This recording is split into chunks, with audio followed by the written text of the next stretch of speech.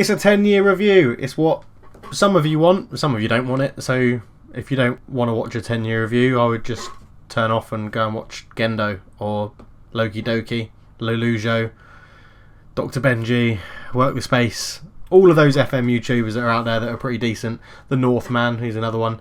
But if you do want a 10-year review, stay right here. It's coming up.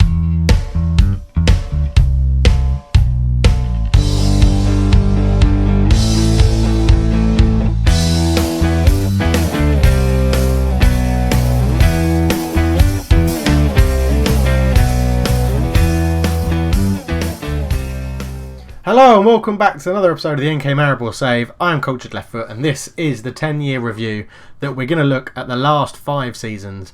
And if you wanted the 5 seasons before that, go back about 40 episodes and there's another one in there. So yeah, to do this, I've got to say goodbye. So see you later. That's how my nephew waves. See you later. That's what we'll go with. Now I've gone. Here we are. So we'll start with the Slovenian League and...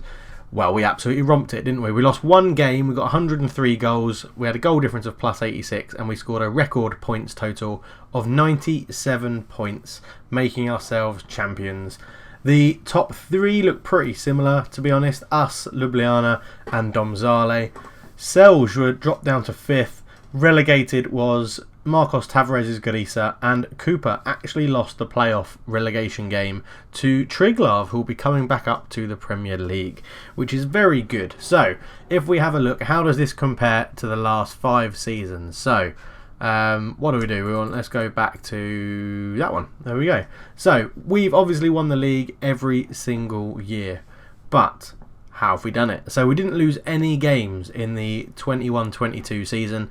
We got a points total of 92 and a goal difference of 58. So again, a very good season. Lots of drawn games, which is quite interesting, but a very good season. Again, Ljubljana finished 2nd, Celje got 3rd, Domžale finished down in 6th, Labdov Pritcha got relegated that year. The next season on, the top 3 again took a similar sighting. Maribor won it, Ljubljana 2nd and Celje in 3rd. This year we got 80 points. We lost a whopping 4 games where Ljubljana managed to beat us twice in the same season, which was probably the first time that's ever happened. We drew 8 and our goal difference was 62. Only one team went down, Kirkonova Mesto went down and Radomilj managed to win the playoff relegation. Domžale again finished in 6th, which was a bit disappointing for them really, because they've got a very decent squad. In 23-24 we won it again. We lost 1 game, we drew 6 and we won 29. Our only loss came against NK Cooper, who actually finished 8th, so that was a very good result for them. We got 93 points again, we got a goal difference of 68 and again we absolutely bossed it. So the top 4 this time took a pretty constant look. Ljubljana, Domžale and Celje all finished behind Maribor, but because we lost a European spot, Celje missed out in Europe, unfortunately. So Domžale picked up the Europa League spot and Ljubljana picked up the, more advanced Europa League spot. Generally though, no one had real seasons to write home about in the need of, catching us or anything like that.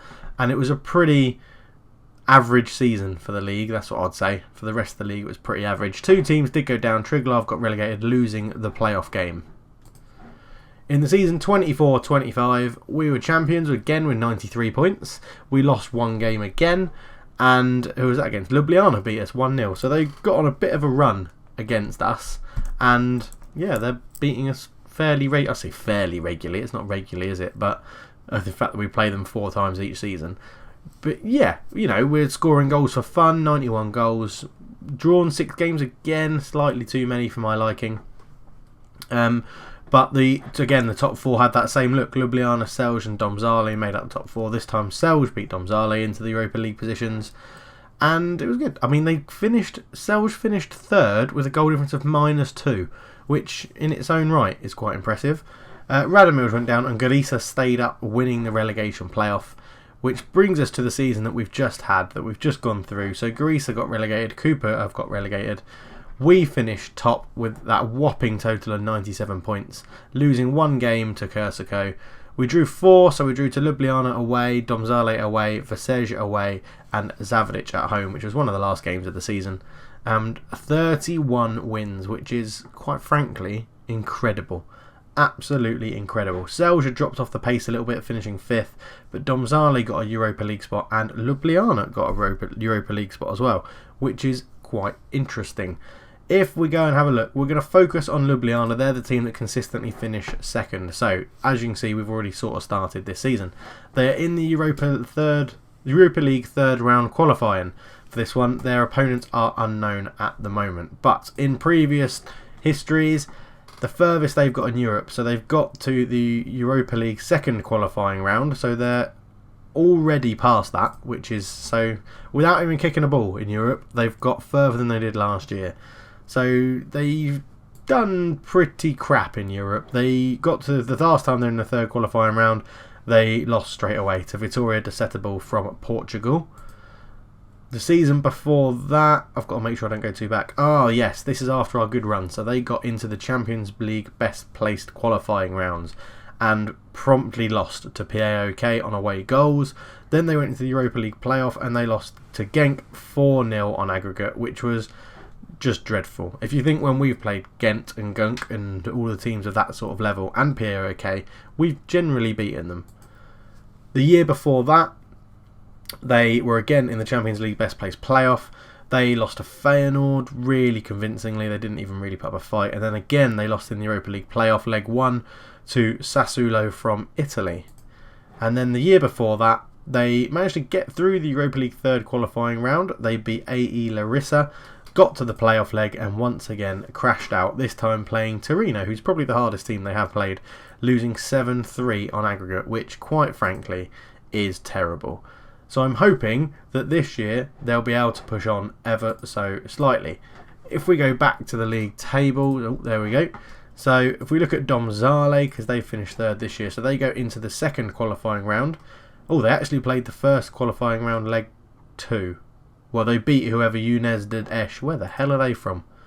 Luxembourg. They beat a Luxembourgian team, as they should, and now they've got FH Hafnarfjörður, not going to try and pronounce that, from Iceland. And I'm hoping that they'll be able to get through them, which would then give us two Slovenian teams in the Europa League third qualifying round, which would be quite impressive for a little league like Slovenia. But we are growing in reputation, which is very, very good.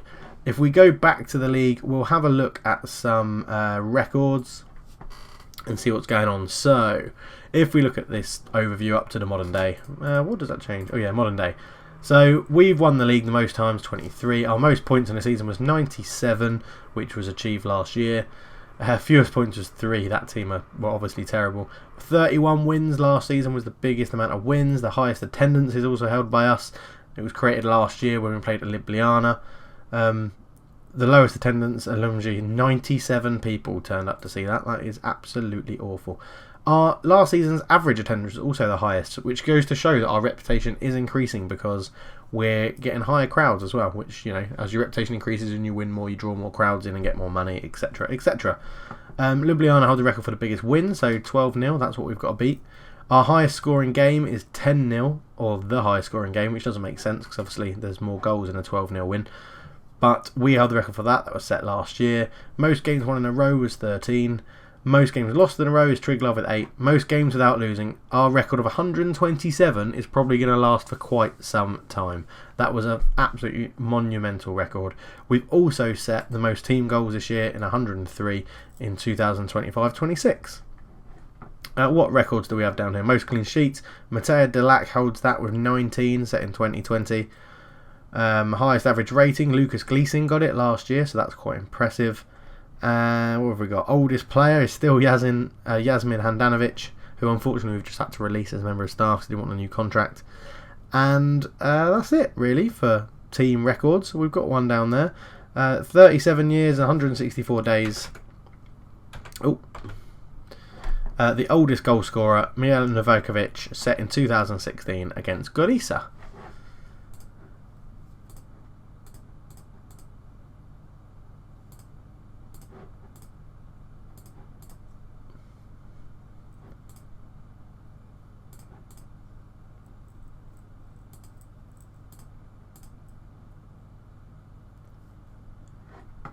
If we have a look at results for biggest win, we actually sort of dominate it. In 2021-22, Selj got the biggest win of 6-0, and in 2017-18, Triglav got the biggest win of 4-0 in the league.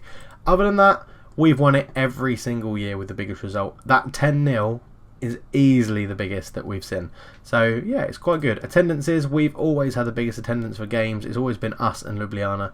The first 2 seasons Ljubljana held it, and then we've just completely overtaken them, and it's really good to see that the crowds are coming to see that big derby game between us and Olimpia Ljubljana.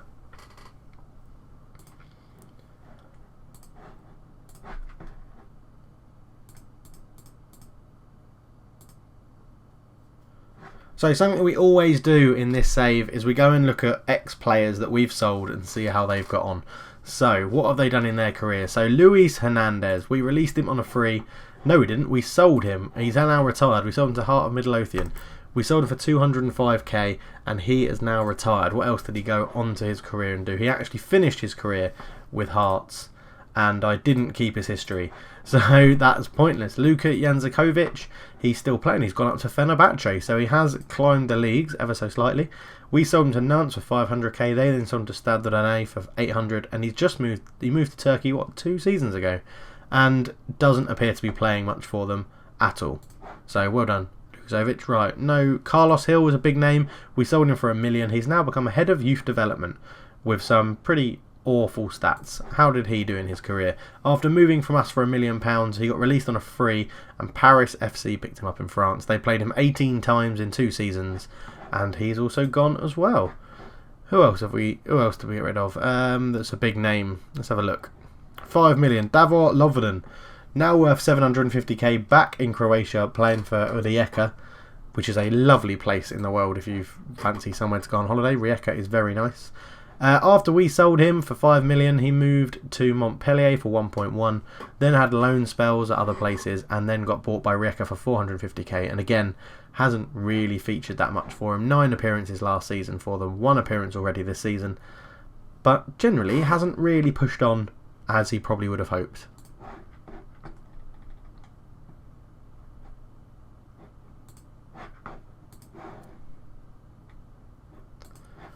Franco Lopez is on a free transfer. Now, that is very interesting. We bought him for 3 million after having him on 2 loan fees. We sold him for a slight profit at 3.1.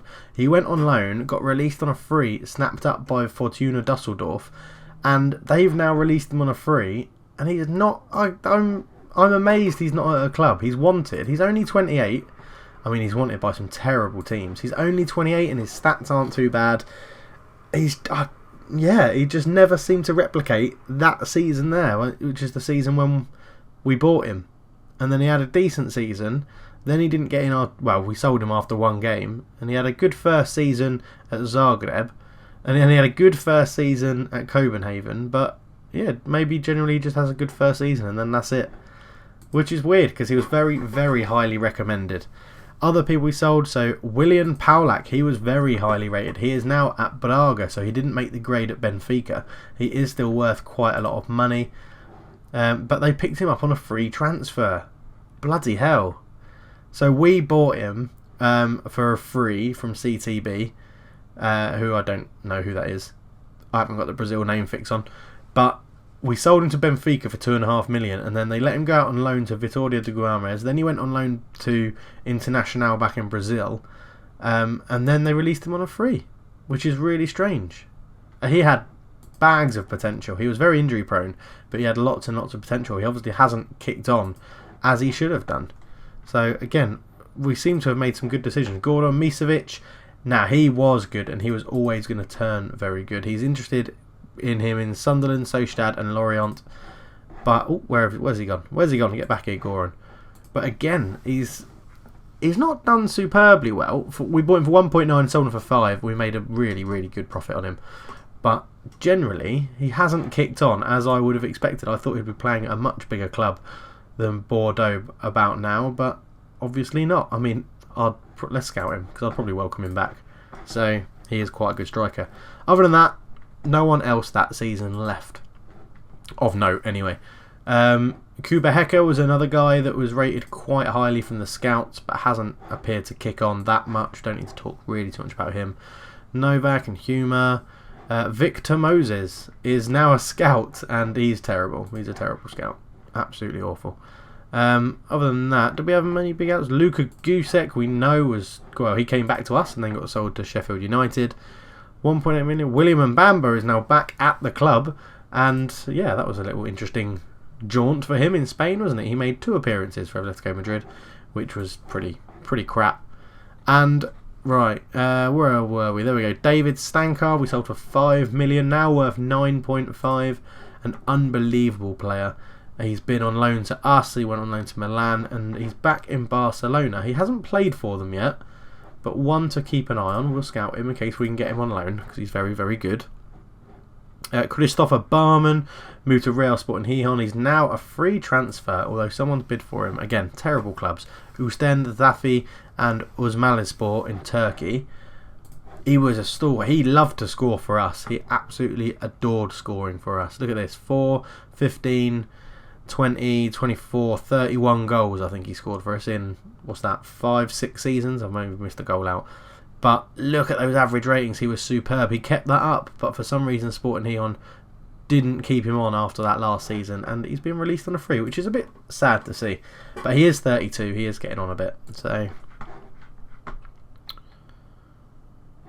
Rolando Aarons we sold to Braga. He's now moved to Burnley, but is transfer listed.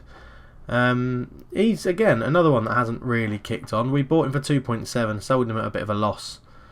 He did alright, never really broke into the first team. Then Braga made a bit of money on him, and now Burnley are trying to offload him. So he's obviously not impressing him. Then 10 million for Marty McFly. I forgot about him. He's still at Newcastle, so he's doing well. He looks to be their starting striker, which is very good. He moved to PSV on loan for 2.2 million. 14 goals in 29 games is pretty good. He got 19 goals in 42 in the Championship. That's a pretty poor record, to be honest.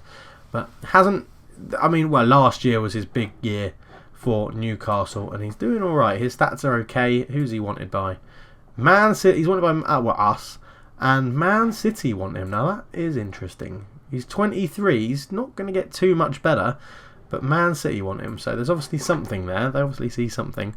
And Dejan Sligovski we sold to Rosenborg. He has now retired. He actually went from Rosenborg to Zurich with a bit of Sparta Prague in the middle.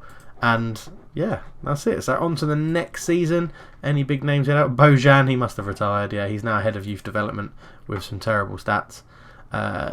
Any other big names we've got in here? Duncan Watmore. He's still at Sheffield Wednesday as a 32-year-old. How's he been getting on? He's featured for them quite a lot in the Championship. Good for him. He was our little ginger ninja, and he did well in his 3 seasons at Maribor. Mateja Palcic is now a free agent as a right back. I'm surprised one of the clubs in Slovenia haven't picked him up yet. We sold him for 1.4. Then Wigan made £1 million loss just after 2 seasons. Obviously didn't impress over in England. We sold Fabrice Kipre for 15 million. This guy was amazing. We knew he was going to be good. We couldn't keep hold of him. 21 million he's now worth, and he has been playing very well in France. But £14 million profit we made him after 17 games, which is ludicrous. But he is playing very well for Montpellier, and I can't imagine he'll be at Montpellier for very long. A bigger club must come and buy him, to be honest, because he's that good. Nicolas Rodriguez is still at Atletico Madrid. He actually played against us when we played against Madrid in 2 seasons ago. He had a loan spell at Marseille and played once and got an 8.2, but they never picked him again. But he has broken into the Atletico Madrid team, which is good to know. It's good to see he's doing well.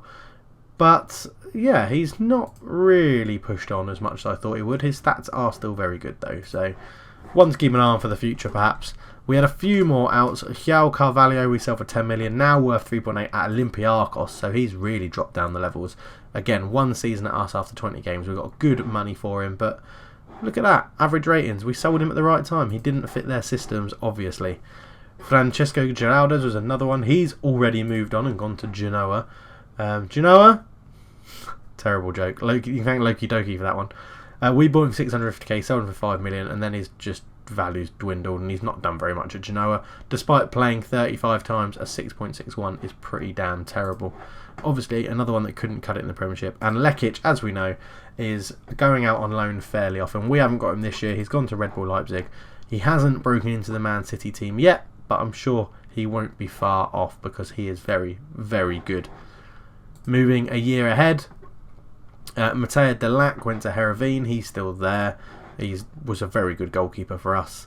Any big monies? Johnny Williams, again, is a free agent. So we bought him as a free agent. We sold him for $1 million. And then Burnley released him as a free agent. So Burnley don't appear to have a very good transfer record.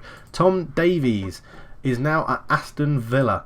So we bought him on a free, sold him back to Everton for 1.4 million, and then Aston Villa bought him for 3.1, and he's been pretty damn awful as well. The amount of players that leave our club and then just don't play very well. Ruben Loftus-Cheek is still at Legia Warsaw. He's been playing a lot, but again, not doing very well. These players, they get used to our system and then just can't change it. No, not going to look at Martin Rita. Tin Kavcic, who we sell to Lorient, is still there. His stats have really, really dwindled. 4.2 million they bought us for, and he's been awful for them. Absolutely awful. That's really surprising. I didn't expect that. Alfonso Ahmed, the right back, is at Calgary. Is that who we sold him to?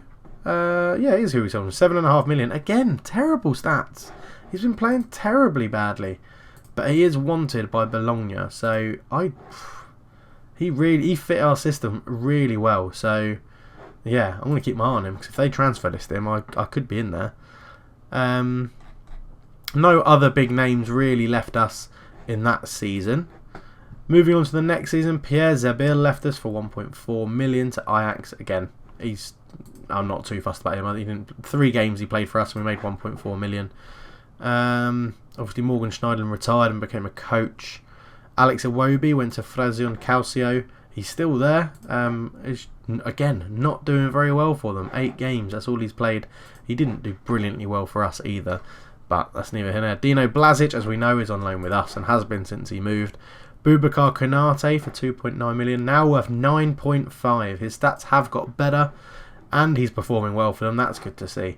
Never really got into our first team consistently, but yeah, good for him. Glad he's doing well.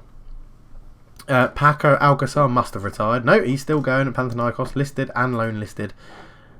Well, he's played better for them than he did for us. He got 2 goals in 8 games and he got none in 9 in the league for us, getting a 6.56. Pretty terrible investment on my part. I thought he was going to do a lot better. Matthew Hubert, the guy we made a hell of a lot of profit on, is really good and doing really well, I suppose. He's not. He's doing badly for them, but he's really good. 23 games for us, 7.18. He's got a 6.56 rating for Wolfsburg. Let's see if his second season improves. And again, if it doesn't, he may be able to snap him up relatively cheap. If he keeps performing badly, they'll have to put him on the transfer list. We sold the Diva for 4.2 million, now worth 2.7, getting on in age. Sold him because of his injury proneness. Had a pretty average season for them, getting 2 goals in 34. According to he'd just come off the back of a season where he had got 10 in 10 in the league. Yeah, these players, they leave our system and they just don't get on. 13 million we got for Juan Jomigo, now worth 15.75. Very good player. Again, doing pretty average for them, for Augsburg. But in the Augsburg in the Bundesliga, he's probably one of their better players, to be honest. Marko Glušić has joined Madrid, as we know. That was a really odd one where they paid us 12 million and his value plummeted straight away. But he has been playing for them, which is interesting. I didn't think he'd even get that much game time. But he has. He's already there. And then the last really major out, Bacola in goal. Yeah, so he's went, and again, someone whose value didn't keep up with the price that Gladbach paid for a free transfer. He was absolutely amazing for us, to be honest. If we hadn't got another goalkeeper in Dylan, then we would have kept him. But I was happy to see him go. He was getting pissed off, and he hasn't performed as well as he did for us. So yeah, shame on Coca-Cola Bacola. He was good. He was good. He's made some very odd decisions, but he was good. Coming for crosses, he was pretty terrible at. Mia Djukic has moved 7 million to Bordeaux. 3.3 to Bordeaux. He's been pretty terrible for them, but has played 11 times. Let's hope he can improve, because he would really help the Slovenian national team.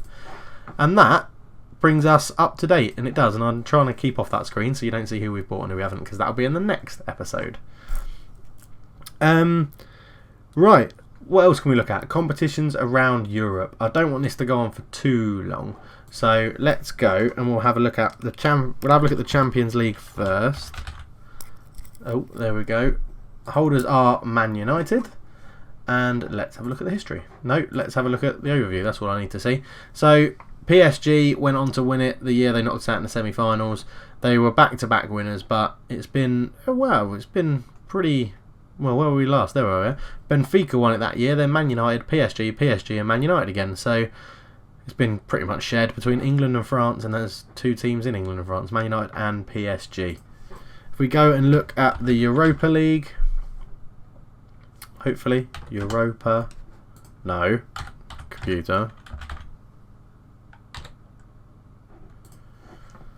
So the Europa League has been won by some really big teams. Bayern Munich, Man City and Arsenal. But before them it was Torino and FC Porto. So there's still hope for us. There is still hope for us. Funnily enough, Torino won it the year they knocked Olimpia Ljubljana out in the qualifying round. I think that was the year. So, yeah, maybe I did Ljubljana a misjustice. But some big winners of the Europa League as well. If we have a quick look, we'll see who's been winning the UEFA Super Cup. PSG have won it, Arsenal, Torino, Benfica and Man United. So generally, Europa League winners have won it. Arsenal, Torino, Benfica. Although Benfica won the Champions League. Shut up, Dave. You're talking shit. Right, we'll have a look at the main leagues around Europe just to see who's been winning them. So, Premier League, Arsenal have won it back-to-back titles. Very interesting. Man United won it back-to-back before them. Chelsea and then Man United won it. So, Man City haven't won it for quite some time, which is interesting to see. La Liga has won, dominated by the Madrid teams. Real Madrid, Barcelona, Real Madrid, Atletico Madrid and Real Madrid. Good, I don't mind that at all. The Bundesliga has been won. Leverkusen have done a triple title win. Now, that is impressive. That's really impressive. Bayern won it the year before that and Dortmund won it before them. But Leverkusen must have an absolutely amazing team. I'll tell you what, the best way to do this is that, innit? Key player. Well, yes, he's very handy. He is very good. 20 goals in 33 caps. Yeah. Excellent. He's looking very, very good. Let's hope we don't have to play Bayer Leverkusen at all. Serie A we'll have a look at. So I don't obviously have Serie A loaded anymore at the moment. I got rid of some leagues because of the slow processing that was done because of the 17.3 update, and I thought my computer couldn't handle it. So once they release the hotfix for the processing issue, I actually might reinstate some of the leagues that I've got rid of. But anyway, so Milan, Juventus, Napoli, Milan. Milan have been dominating it after Juventus's domination. Juventus and Napoli are in there occasionally, and some runners up and stuff like that. Yeah, you can see all of that anyway. And Ligue 1 has been absolutely dominated by PSG, as you would expect. PSG have been running away with absolutely everything. Okay, let's have a look at the transfers that have happened in Europe. How do I do that? There we go, European transfers. So, the most costly transfer in 2026 was... So, got an 87 million... or 73 million. So in 2026, which is actually this year, so the January 2026 was January last year, 87 million. Thibaut Bergho moved from Roma to Man United. He's 23 and he's very, very good. Yes, he's very, very good. Okay, he's very good. Right, before that, so the major transfer would have been September, 62 million. Oswald Laveri moved from Leverkusen to Bayern, or 79 million, but I think that is going to be increased on 105 million. Can we bet at 105 million? We can't. Juan Murillo moved from PSG to Real Madrid, and again he's phenomenal, isn't he? Well, he will be for that sort of money. Colombian, 105 million. He played very well in Real Madrid's first season, but yeah. So we are getting into big money figures. So if we look at January 2025, 118 million. Francesco Ariza moved from Chelsea to PSG. Wow. He's 27, so he has fully established, but he is, or 7.93. You don't normally get ratings like that for the AI. But yeah, awesome, very good. I love looking at transfers to see what sort of stupid money people have moved for. So 42.5, 53, 69, 79 is potential. Nicolo Pelletti move. He's 24 and he's moved to Monaco from Inter. Again, he's done very well for them, as you would expect. But yeah, some really, really, really good players out there. I wish I had some money. Well, I've got money. I wish I had the wages to pay them. January, 35.5, so pretty relatively low spending money, and it was he now plays for Man United. Yeah, Southampton to Man United. The season before that, and then this will be the last season we look at. So 6.2, 102 million potential transfer. Antonio Marucci from Schalke to Juventus. Very good indeed. It's totaling 89 million at the moment, the transfer they've paid, and he's been a very consistent performer for them. Could rise to 102 million, which is mightily impressive. Look at all these big money signings that have happened in 2023. That is crazy. Right, we'll look at January 2023, 102 million. Renato Sanchez. Wow, now 28. Really, really good. He's had some moves, hasn't he? Look at that. Bayern bought him for obviously 30 million. That was before the game starts. Man United bought him for 77 and then sold him for 102. Paul Pogba, eat your heart out, mate. And he's been playing phenomenal everywhere he's been. Good on you, Renato Sanchez. So we'll leave the transfers there. One more thing I wanted to show you, and that was our club records that I want to look at. So what do I want to show you? What do I want to look at? There was something I wanted to show you here. Right, so transfers, that's what we wanted to look at. So the highest transfer fee we've ever paid, again, there's a hint for someone we've bought in. But Marco Grujic we bought in, again, he's moved on. Luis Carlos we bought for 15 million. Our most expensive ever signing is still at the club. We've bought the Diva, he's moved on. Luka Zahovic is still here. Delac has moved on. Franco Lopez has moved on. Zahovic is still here. So Luka Zahovic has the record twice for transfers in a season, most expensive transfer. If you look at that, 500k we spent back there, 1.5 million. It's baby money, isn't it? Baby money. If we think about players we've received, so we've sold the Gnome this year. I'll get onto that in the next episode for 10 million. Matthew Hubert for 15, Caprice for 15, 10 for Marty McFly. We've had some pretty decent sales out as well. If we look at the most goals in a season, no one has managed to catch Luka Zahovic's 41. The closest person that's come close is Lys Mousset with 35. Lys Mousset has been very consistently scoring us goals, which is very, very good of him. Assists, I like looking at things like this. So Cardos got 17 last year. Mousset before him, Zahovic, and Mousset is up there as well. What I want to show you was attendances wise. So as a club, we've played the Super Game, so that's going to be the highest one this season. But we've had a sellout against Man United in our newly refurbished stadium. But the stats have been going up ever so slightly. In most cases, the attendance has been going up. If you look at, they're all pretty much European games. Interestingly, the highest attendance we had for these, the 2023 and 2024 and 2024-2025 seasons was against Ljubljana in the Super Polka Cup. It's because we didn't have very good European campaigns in those two seasons, but 12,994 people came to watch two Slovenian teams play, which is really, really good. And league positions, obviously our highest league position, first. If you wanted to have a look at the overview of our records, there you go. You can pause it on this page and have a little look and let me know if you want to see anything else. But I've rambled on for easily long enough. I wanted this to be about 25 minutes, 30-minute episode. So with the editing I do, hopefully it will be around there anyway. So we'll leave it there. But thank you very much for watching. I've miraculously come back onto the screen. If I've missed anything out and you want to see absolutely anything else, just leave me a comment below.